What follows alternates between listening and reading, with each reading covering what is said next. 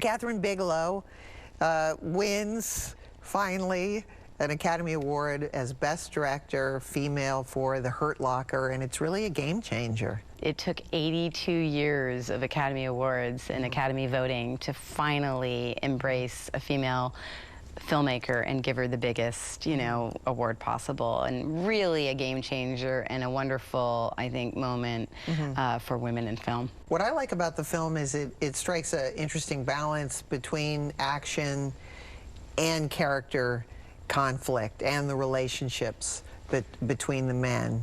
It really does. It's really a spectacular film, isn't it? And so deserving of all of the accolades that it received. It's just, you get on the edge of your seat, and it's just this wild ride through the whole thing, and you don't stop for a minute, with the suspense and with the power of the experiences. She did a great job, Catherine, on this movie. And yet, her next film, Zero Dark 30, there's some controversy associated with it, and I often wondered, was there backlash? Well, I guess what happened, for anyone that doesn't recollect it, is that she wasn't nominated for her next film, Zero Dark 30, and some people felt that's because the fact that she won for Hurt Locker essentially made a lot of people shut the door to welcoming her in a more permanent way. Yeah. Whether or not that's true, I think is really something hard to examine, because there were plenty of male filmmakers that same year who had won Oscars before that also weren't nominated. Yes. So, the film does have to stand on its own merits, and it was a fabulous film, but, I think that how people vote in the Academy is, hard to really get to the bottom of. I mean, the Academy is certainly more male than female in terms of the makeup of its members, but, I don't think there's any cut and dry way to say that she was penalized, the next time over.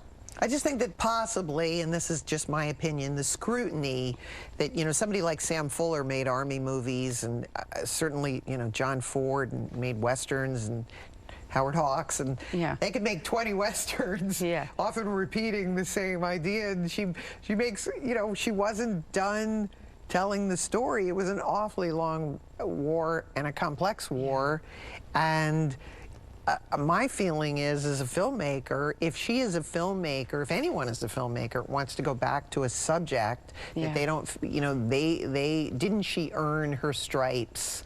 She won an Oscar, like.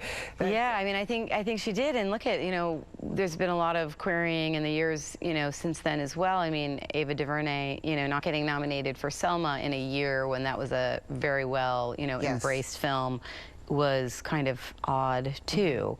But, it's hard to get nominated a number of times for Oscars, that's for sure. I was lucky enough to win one for Best Picture for Crash, and I know for sure that, standing up there, you wish it would happen on every one of your films, but it's sort of a complicated process of, luck and a little bit of other things that go into that process. The important thing is that Catherine needs to be celebrated as a crucial and leading filmmaker of our generation, female, male, it doesn't matter. The truth is that she is one of our great filmmakers, and everything that she does is interesting and should be treated with the kind of respect that it deserves. Yes, well said. So up next for us is a haunting drama from Sofia Coppola, so don't go away.